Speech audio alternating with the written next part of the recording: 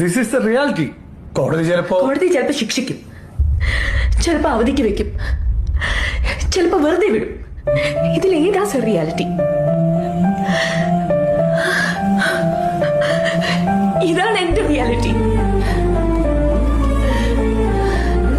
ജീവിതകാലം മുഴുവൻ ഈ മുഖം ഒളിപ്പിക്കണം. വീടിനും വീട്ടുകാർക്കും ഞാനൊരു ഭാരമല്ലെന്ന് ഓരോ മിനിറ്റും സ്വയം പറഞ്ഞ് ബോധ്യപ്പെടുത്തണം. 14-ാം വയസ്സ് മുതൽ ഞാൻ കണ്ട സ്വപ്നം വേണ്ടെന്ന് വെക്കണം. ഈ കേസ് നമുക്ക് തുടരാം. ഹിയറിംഗ് പിന്നെ ഒരു മാസം 2 മാസം അല്ലേ?